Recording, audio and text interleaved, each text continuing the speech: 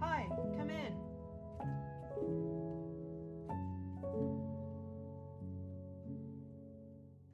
Welcome to Fashion Neurosis, Trinny Woodall. Can I ask you, why did you choose what you're wearing today? It's not totally me what I'm wearing today, because this is very classic and I hate too classic. I had a few things to do today where I was doing something on camera earlier. Then I was in a meeting where I needed to be very present, so colour is really important. I knew I was coming to you. I did think about the flow of something to be comfortable and not constrained as you talk, and lying flat, what would also be a nice shot of colour. I didn't know the colour of your setting, and in some filming I would think about it too. So lots of thoughts went through my head. What were the first items of clothing you focused on and longed for as a child? The memories are very strong. I have no memories of childhood apart from memories of my clothes. It's quite mad, but it's true. A few things spring to mind. There was a time I was obsessed with this coat, and I was about 6. And there is actually a picture of us in this place in Switzerland called Kitzbühel, but it had this sort of little, it was A-line, this would have been late 60s, with sort of sheepskin little collar and in tiers sheepskin as well. And it was either, I think it was red and the white. And I was obsessed with it. I loved it. I don't remember buying it or anything. I mean, I don't remember being with my mother in the shop, but I remember wearing it. And my mother dressed all 3 of us identically. I think tragically for my brother until he was about 7. God. Of just these, they're just not like everyday use, but there's many pictures of us where we're in the same sort of print for bikinis and boxer shorts. He wasn't in a bikini, but there was one where we all wore the same coat, and it was this very classic tweed blue coat with a little more sort of teal velvet collar and patent shoes. So we all actually had the patent shoes. His were just slightly different shape and little white socks. And was he wearing a little tiered white and red sheepskin? No, he wasn't in that. That was, I think what I loved about that, it was that I got to wear it without it being what we all wore. Oh. Yeah. But did your mother buy you lots of things? Because we had very, very little.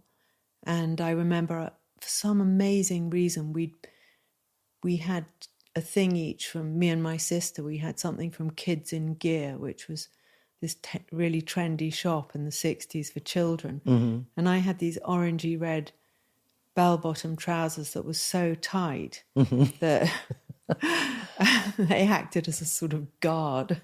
You remember things when there's few, I don't. Yeah, you really do. I would say we went through phases, because we went through phases where there was sort of a slightly opulent lifestyle, and we went through phases where there wasn't. So there are occasions when there's this special item of clothing, but I never remember opening up to a big wardrobe, ever. But I do remember these special things. When did you start to feel clothes could be a tool in your life? Do you remember the first time you found a piece of clothing that made you feel different? Yes. I went to boarding school very early, from 6.5. And when I was 10, I then went for a year to an American school where they didn't have school uniform. So the whole dynamic changed, because when you grow up with school uniform, you don't think about clothing so much. Well, I didn't. And it was quite strict. There was a Sunday where you could wear a jumper of your choice, but otherwise it was really much a school uniform location. So this American school threw me. And I remember one outfit that I got, and I felt special and different in it. And then I ruined it. And it was this paisley printed top in sort of turquoises with a round collar made of sort of cotton, long-sleeved. And then it was these magical turquoise, very wide leg bottom, like your orange ones, Bella, corduroy trousers. And I wanted to wear them so desperately, and it was a rainy day, and I knew we were going for a walk in the woods as a school trip. My mother said, don't wear it, because you'll ruin it. And I had to wear it. I just had to wear it because I was very, very unhappy in this school. I felt I had no friends, and I just thought if I wear something really fabulous, life will be okay. And so this outfit had to deliver so much for me. And I remember going to school and wearing it. I don't remember at all what people thought about it because it was too many years ago. But I remember we went in the woods and we were in mud. And I remember I came home and they were there was this much of a mud stain and we could never fully get it out.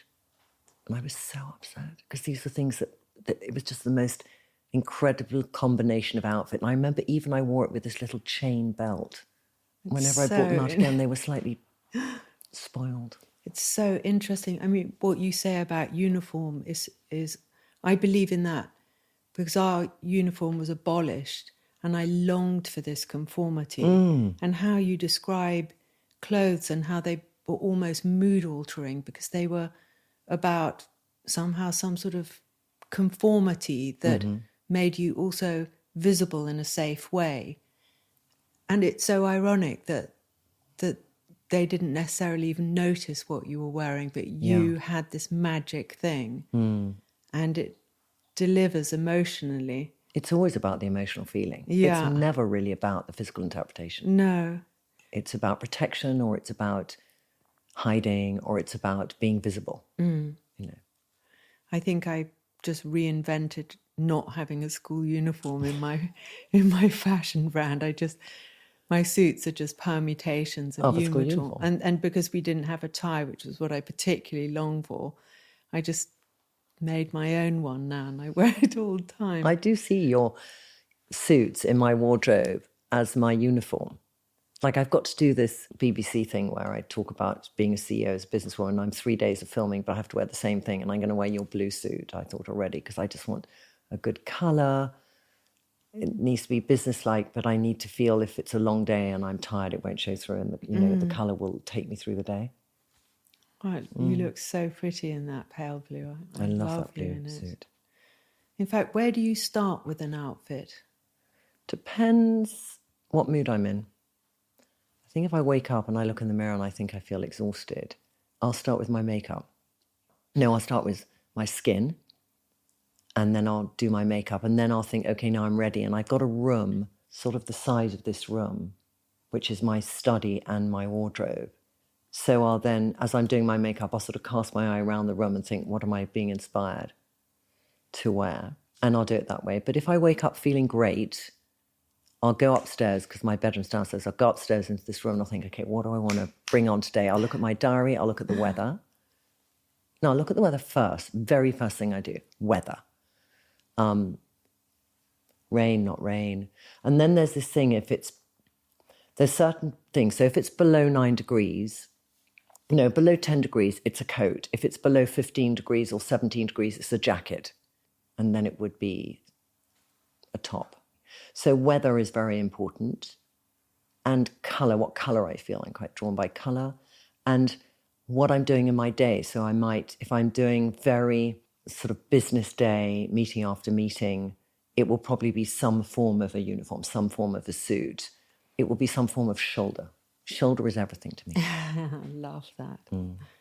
We had such an interesting conversation in my shop about shoulder, and you've got this special T-shirt that you wear with shoulder pads, and I'm obsessed with this triangle of shoulder, and the kind of how you convey strength, really, where you go out a couple of millimeters even, you're a slightly more a dangerous option.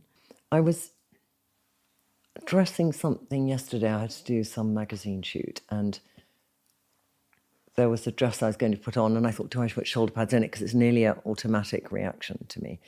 And then I thought, no, this is a image that needs to show vulnerability and shoulders show strength.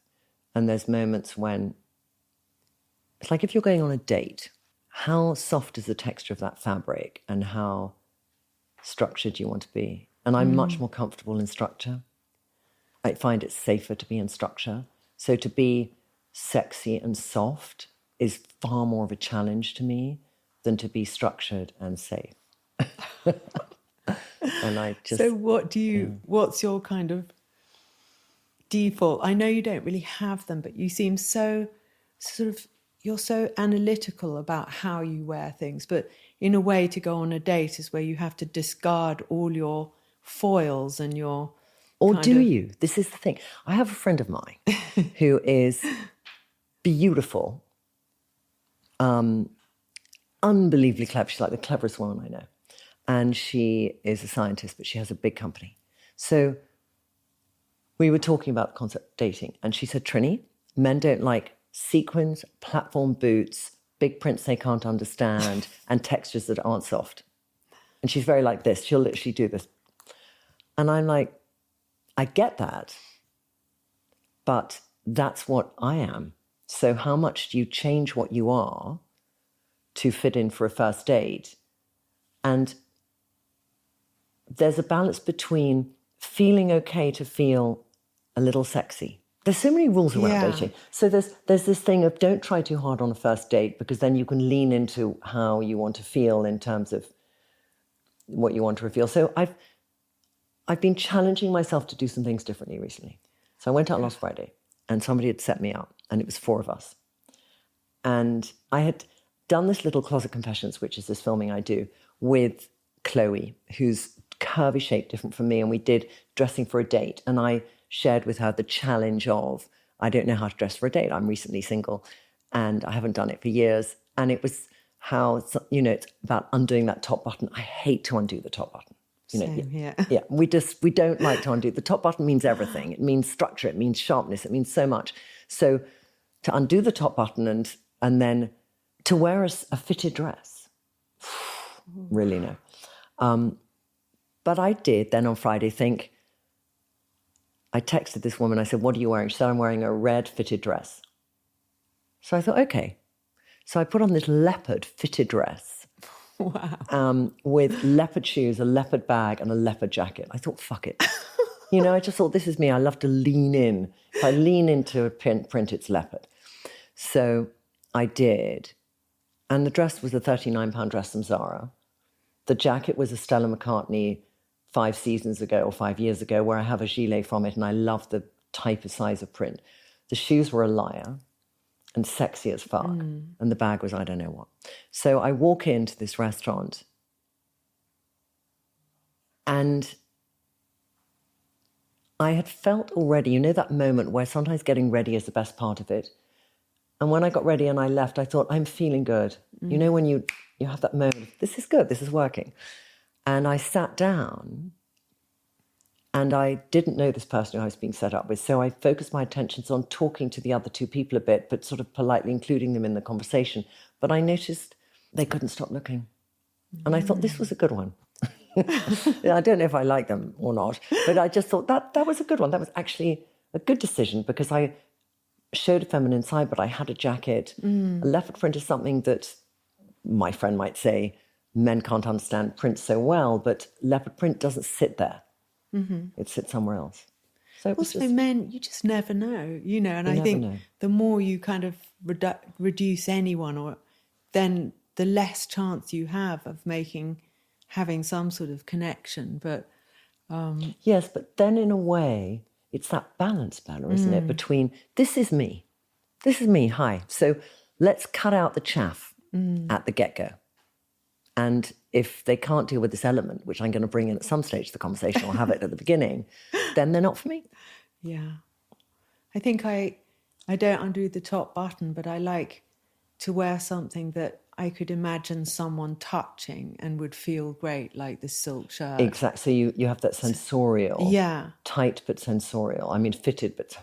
It's just sort of hiding, but if sexy. Things go well, it will feel nice. Yeah, that's very good. That's my secret strategy. And even, you see, to me, when I look at you now, if you didn't have the pearl across the tie, it would be severe. But the pearl across the tie breaks up the severity of it and makes it feel there's something I want to undress. Aha. Yeah.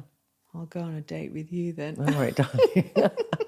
It is these little signs. It is those things. Of it's sense just of detail.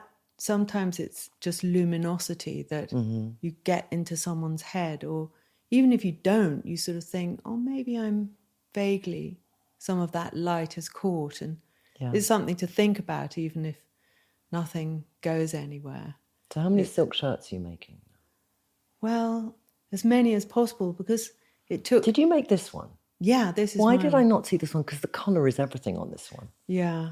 Is this a new one or an old one? It's an old one, but it's a repeated... It's like part of the Icons collection, so it's always there. But because people were slow to buy shirts, because a lot of women won't wear a shirt because they, for all the reasons that we like, the top collar done up, this container. Yeah. But I feel that a suit can look best with the right shirt, not a cotton, but this kind of this silky, slinky thing. So it's not masculine; it's just suggestive. Yeah. And I think boyish is very feminine, whereas masculine is just man. I don't want to look like a man at all. Yeah.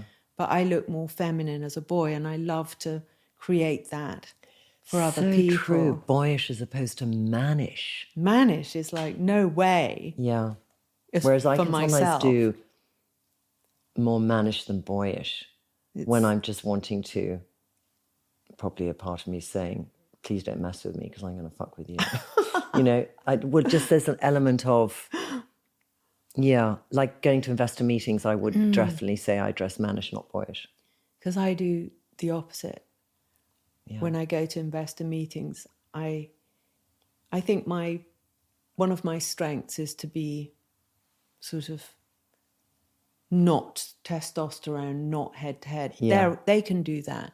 Yeah. And if I can be a little more gentle but with good ideas, I feel I'll get listened to or noticed. My ideas will get heard.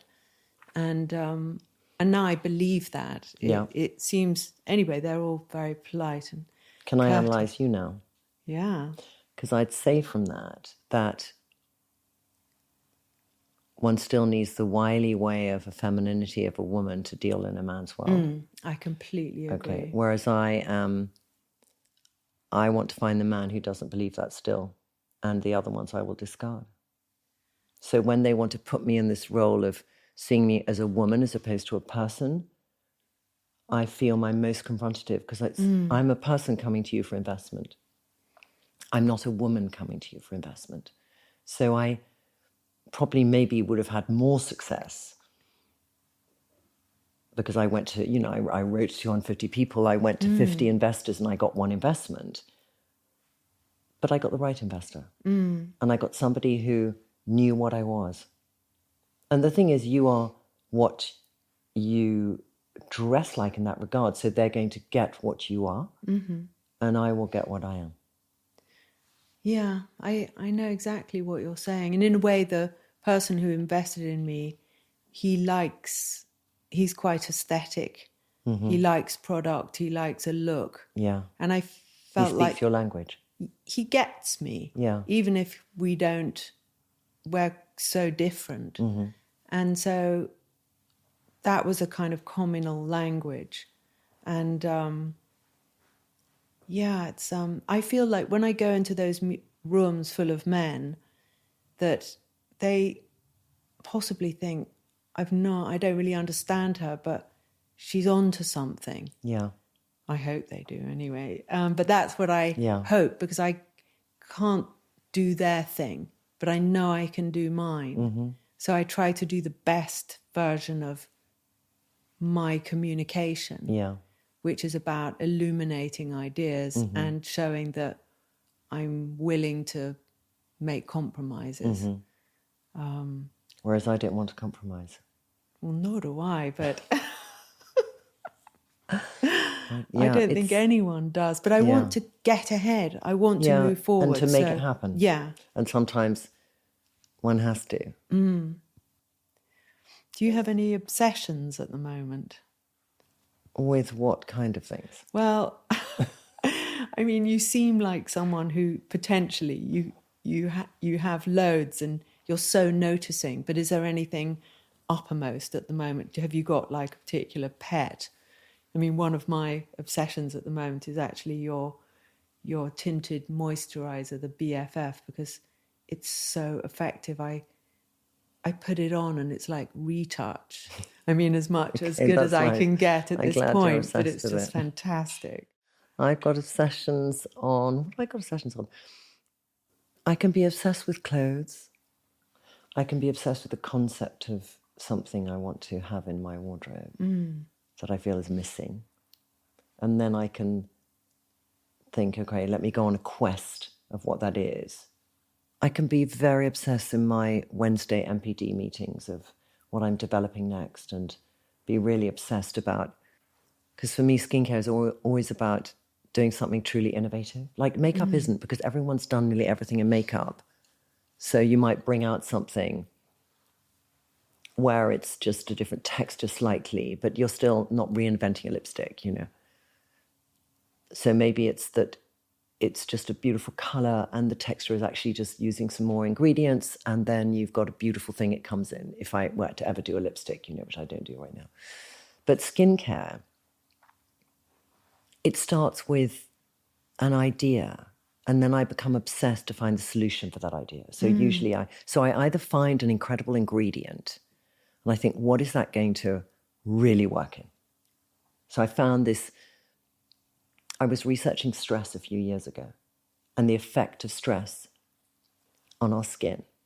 And I became obsessed with looking at what ingredients can destroy cortisol, because cortisol is what shows on your face because you release it, and its effect on your face can be dehydration and you can look wizened and tired, lots of things. So I then found this plant, and then I found someone in Switzerland who'd made the plant into a compound, which then became an ingredient. So then I got the clinical trials from the lab, and then I thought, okay, it does a 20% reduction in cortisol at 2%. So then I brought it to our lab, and I then started testing. If I do more, will I get better results? So I then put in 10%, it's quite an expensive ingredient, 10% of this thing, neoproline, and started testing it. It was during COVID. And it was very challenging to test because there weren't people. They usually test on like 50 people. So we had to send it all to them, and it took them forever. So I was testing on myself. And I was obsessed. I was obsessed that I should get a result, because I thought this is innovation, because this is like, you think it's a product to just make some coverage, but it's going to do so much more. And I'd started with just it being a serum. And then when I got these results, I then thought, actually, I'll put pigment in. And it was a very obsessive project. And is that what And this is something called BFF is? de-stress, which is another one. But it does reduce stress. You put it on after about an hour, the neoproline starts to work on cortisol that you're producing. And you literally look in the mirror 2 hours later, let's say you woke up and you were stressed and you hadn't slept well and you just were releasing too much cortisol. You put it on, and then, because how I knew, the day I knew it was working, all right, woke up, it was during COVID time, but there was somebody who could come to the door, because I remember this woman came to the door to do something, and she was always this effusive person. She's Colombian, always complimentary, and I always find it irritating. And so I'd woken up knowing I looked like shit. I put this stuff on, I was still testing it, and then about 2 hours later she arrived at the door and she went, "Trinny, you look so amazing, what are you doing?" And I was like, "Please, I know I look shit, don't just see it." She said, no. So I went to look in the mirror, and it was like, I wasn't that person I looked at in the morning. I thought, fuck, it works. Fuck, it works. It was so like, and that's obsession to me. So I'm most obsessed in my work. That's my top obsession. My secondary obsession would be something that I'm craving, like food, an ingredient to eat, or clothing. And then obsessions that come and they go very quickly. You know, like somebody you meet and then they text you and then you're obsessing about it, and then you actually take a step back and think, do I actually like them or not? No, actually. And then the obsession's gone. Yeah. In a flash, in 2 days, in an hour. Yeah. It is. It's so... What is your biggest obsession? Well, I think my biggest obsession is how to feel good. Really? In what way?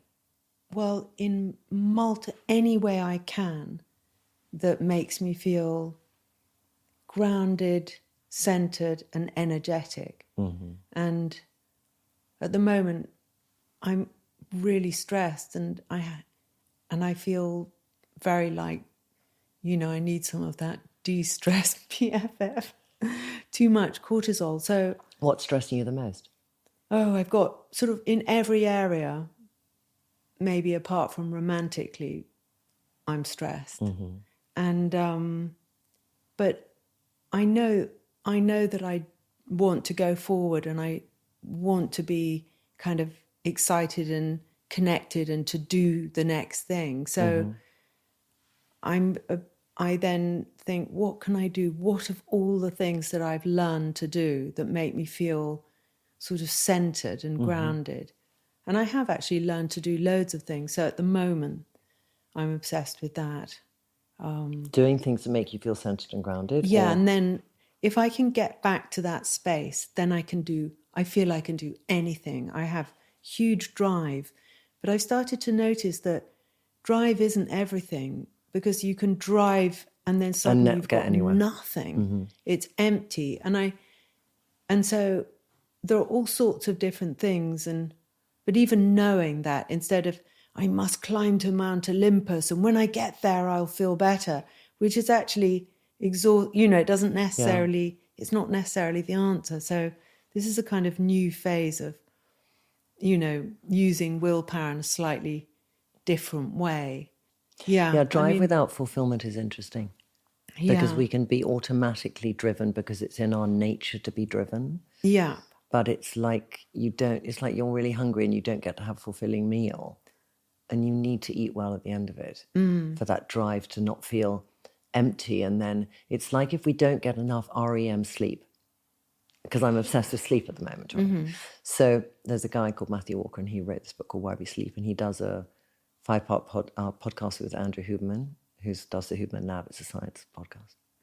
But in it, I'm learning the difference, and I've started wearing this ring. Oh, yeah.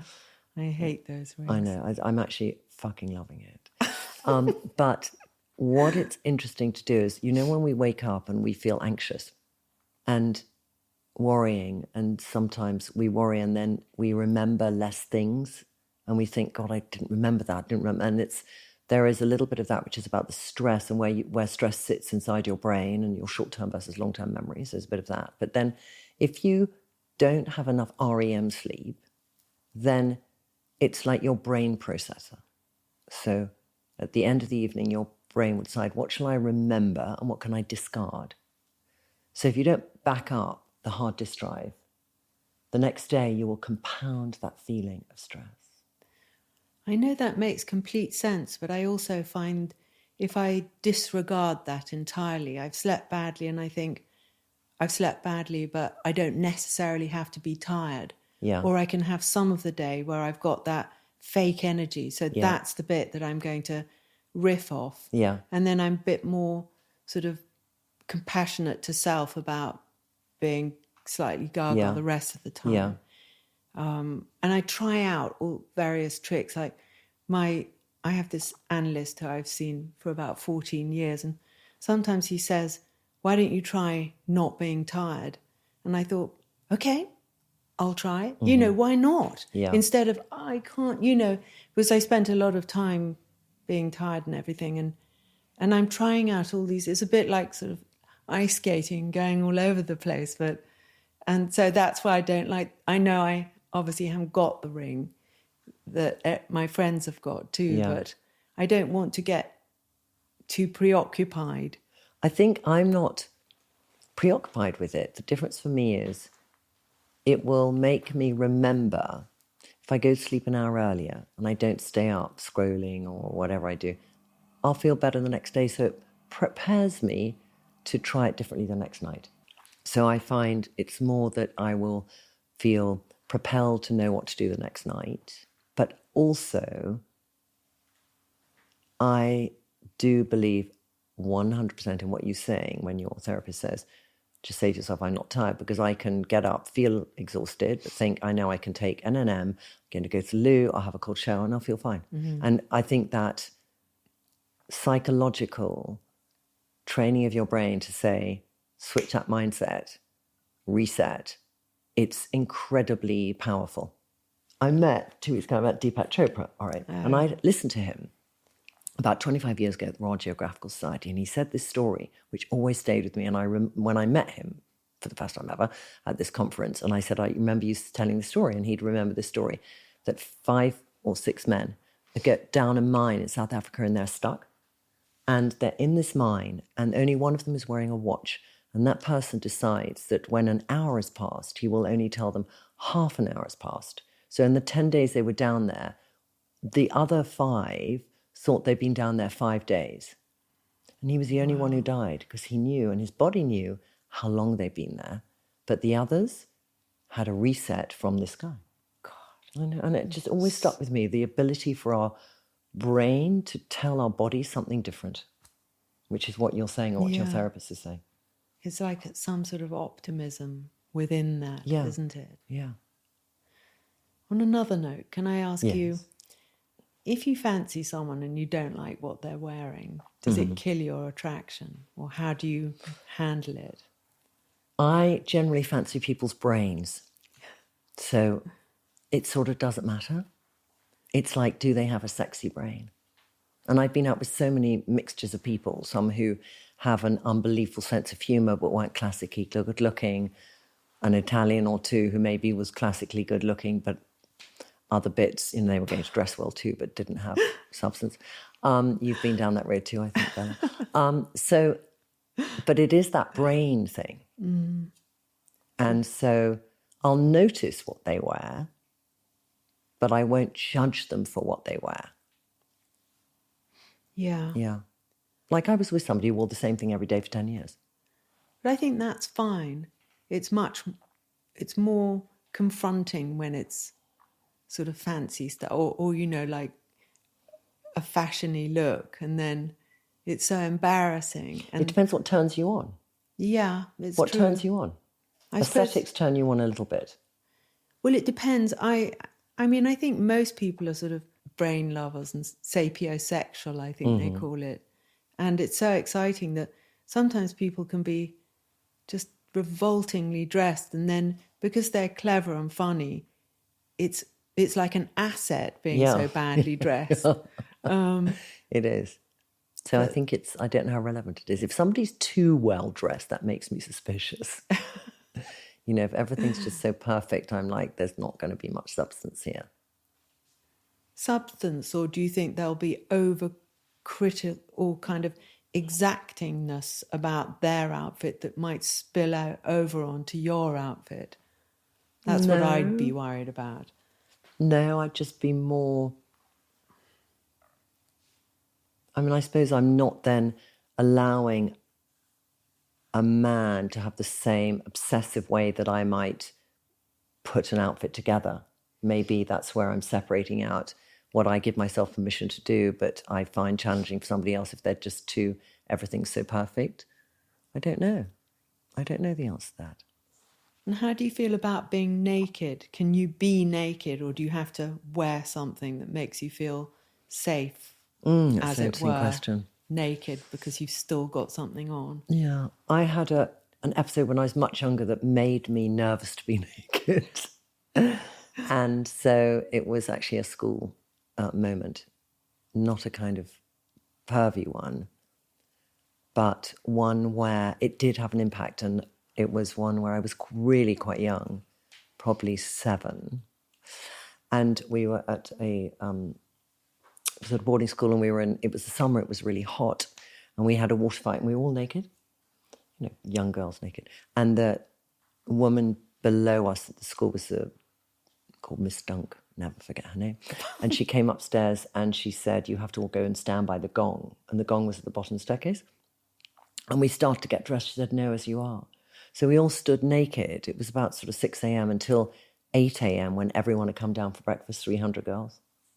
Wow. Yeah. That's so I do think I can actually pinpoint, I wouldn't think anyone would have to do therapy on this, that it made me very uncomfortable to be looked at naked. And it continued for years and years and years until I was married for many years to my partner, and then uncomfortable a little bit again. No, then probably until I was married to Johnny. Yeah, until I was married to Johnny, and he made me very, very comfortable in my own skin, and he loved me so much. So I felt, you know, the freedom to then be comfortable with each aspect of myself. Yeah. Gosh, that's really quite something. Yeah. That's like a terrifying French film being lined up. It seemed then, always when you put things into decades, because it was probably still, maybe it was 1971, you know, this is like how many years ago? So many years ago. This is 53 years ago. I mean, it sounds like wow when I say 53 years ago, but it's a different life, a different time, a different way to punish children. Yeah. You know. It's very, very humiliating and shaming. And yeah. in fact, I was going to ask you if you remember feeling shame about anything you wore. Oh, that's a good one. Shame, no. Because shame is about, there's guilt and shame. And just I remember learning, you know, we both learned the difference between those two. Shame is a very specific word to use around clothing. Yeah. You know, so I don't know. I'm going to ask you that question. I think part of why I'm so interested in clothes is maybe as a sort of protecting device from shame. And I think it was to do with when we were growing up, and we grew up with no money. My mother had no money. My father didn't give her anything much. And so, and she was a hippie, and we didn't have many clothes. And then she was wearing a velvet caftan in the 60s. And so people focused on us, but in a very negative way. And so clothes I wanted to wear, I just wanted to be like a boy, really. And that was part of my shield. And I remember when I was 8 and we'd come back from living in Marrakesh, and it was very hand to mouth, and I was living with a friend of both my parents, even though they weren't together, and we were travelling around Gloucestershire, I think, in gypsy caravans, and they were upper class hippies. And I remember going to the post office, and the people in the post office said, "Oh, she's one of those hippies." And I thought I was like a gypsy, like a cool person. And I was so mortified. And I remember what I was wearing. I was wearing navy blue jumper, like scruffy, some old cords, and I had a kerchief around my throat to try and be as much like sort of Heathcliff or someone. You know, I'm not part of anything. I wanted to be with them. Yeah. And I felt so outside. And so when I'm getting dressed, I start with this feeling of like, how can I unify my thoughts and my best look? And I usually start with if I'm wearing I usually start with a sock. For some reason, socks make me feel really good. My daughter feels identical about socks. I think it's interesting though, because for you, it's that jumper for you is the naked at the end of the stairs for me, that it is the basis for how you think about certain things, and it's been systemically stamped on, you know.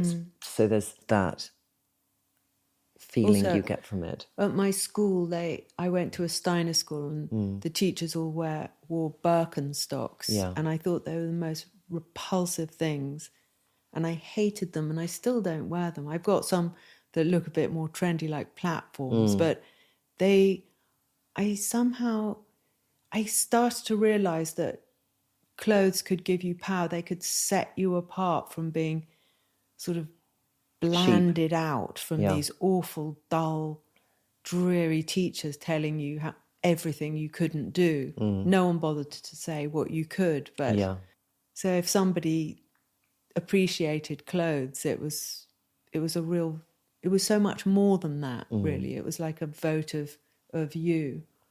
I know you've talked openly. I mean, I've looked at some of your interviews where you've talked openly about addiction in your past, and you've been sober for decades, and addiction is all so associated with self-doubt. Yet I've known you actually since the 80s. I think I met you briefly then. I've known you slightly for a long time, and you seem so confident, and now more than ever you seem kind of liberated and so cool, and it's such a joy to watch you just doing these things. And when you describe, you know, all those letters that you had to write and people not taking you up, and then someone did, but it's really you. And how do you get this? I mean, it is quite remarkable. You are a phenomenon. When I didn't feel it though. Like in the 80s, when you would have known me, and I was copiously using drugs, like, you know, a few everybody. Of us. And I remember my sense of self versus people's perception of me was very different. And I remember feeling less than and different, and not different in a good way of celebrating myself because I didn't quite know myself, but in a way of feeling I'm a fraud. You know, I had that feeling so much, a feeling I'm a fraud. And never looking at, did other people feel the same? Because we didn't think that at the time, we only thought about ourselves. So...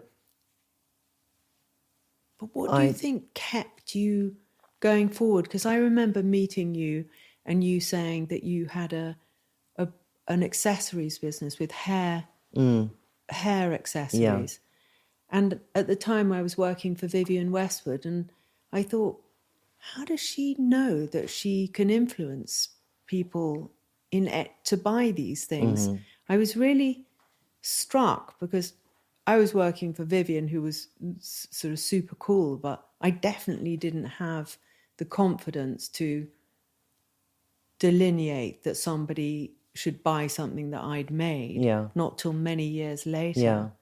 And where did that come from?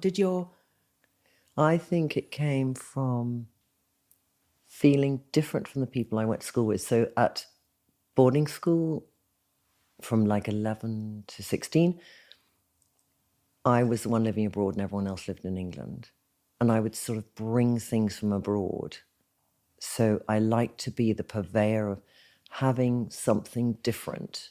And that gave me my self-worth. So if I could, you know, there was no Benetton in London, you know, and I sort of brought Benetton bright colour, you know, things like that. And people were like, oh, and I just thought this gave me I was terrible at school. I was never good at games. I was quite good at theatricals and always played the male leads in Shakespeare plays, but that was the only thing I was good at. And also I left my boarding school at 16 because I'd been at boarding school at 6.5. I was so fucking fed up with boarding school.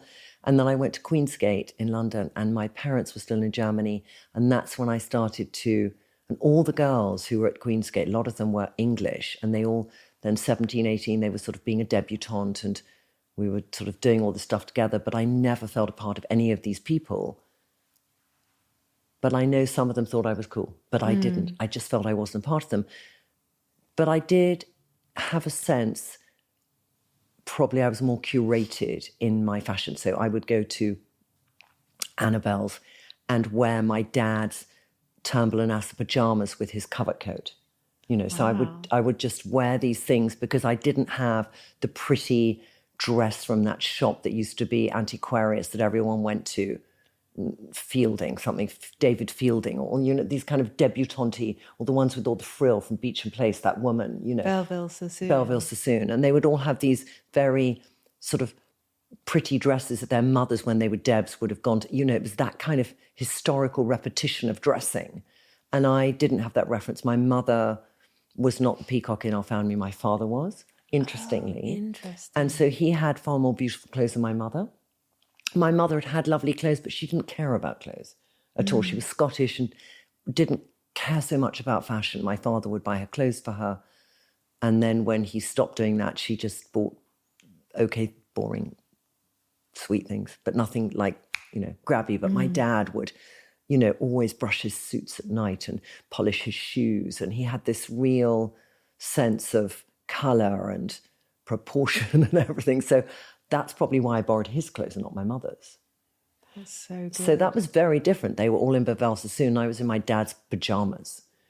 And so if I look back now, I could say, actually, then I was being different and doing this different. So with this hair bow thing, I just thought, everyone wanted these hair bows and they were boring. So I thought I'd go to Portobello Market and Bermondsey Market and I'll get these little beautiful Diamante brooches, which you got for £1. They'd be like £35 today. And I did it with a very creative girl, Katie Brain. Oh, yes. And so she ended up going to art school and being a potter. But at the time, between the two of us, we just did these. And then I went to Scott Kroller and he's sold them for me. Wow. Because I'd done some fashion show for Ruth DeCann and Thomas Starjeski and all these people, and they were doing things, and Tracy Boyd, do you remember that sort of group? And I met Scott, because I think he was going out with Ruth. And so I got him there, and then I just walked into Harvey Nichols and just said, come on, take these. And Princess Diana was really like trending then. And she was just doing, I don't know how she could have done these hair bows, because she had short bloody hair all her life, but somehow she instigated this. Wow. And so then I did, but I was a great starter and not a finisher, Bella. So I would start it, and then Katie wanted to go to art school. I left Queensgate, and it sort of petered out. Well, now you founded Trinny London. Yeah. And, I mean, it's notorious, it's unheard of to break in, a single person to break into this world of behemoths. And it's incredibly successful. And, everyone is obsessed with it and obsessed with you as well. When you do these things on Instagram and on YouTube, and there's just so much charm and so much enthusiasm, and you seem, I don't know, it's like you've done all these things in your life. You're such an achiever, even though you may not feel like it, but you seem like you've just found your way. You seem like you're just getting in your stride, and it's thrilling. It's so kind of inspiring, and it's so much fun. And I wondered how do you've got this huge thing that you've built in a really short time, and you're making these discoveries, and how do you kind of keep that going? What do you bring to yourself? So you're the one, you're the kind of maker. Because I'm never done. Of all this. I think you keep going because you're never done. I think if you're an entrepreneur, you never, like when you say what you just said, I'm lying here, I think, please can she stop giving compliments, because it's beginning to, I'm finding it tricky. I find it very uncomfortable, actually, if I'm really candid with you. I just find it's very nice, but it's like, can we just get rid of that and then just get to the question so I can answer the question? That's how I fucking feel. But I think you never feel, I've succeeded, let me sit back and let's look at what's happened. All I look at is what I haven't done yet, and what we haven't done yet as a business, and not in a way of punishing myself, but just, I never look back and go, oh, look at all that. I look forward and think, I want to do that. And then I do question sometimes if there's never this sense. I think when you choose to be a full entrepreneur, you're never going to feel fully fulfilled. That's a part of the journey of an entrepreneur, is you're never going to be I don't think you go into being an entrepreneur for that, oh, one day I'll wake up and feel fulfilled moment. But you will be permanently pursuing your dream. And that in itself, that journey, is what is exciting. So that's just how I see it. Well, thank you so much, Trinny, for being on the couch and for being in Fashion Neurosis. It's been wonderful. I've loved it. It's been incredibly relaxing and a great way to finish a day. Thank you. Thank you.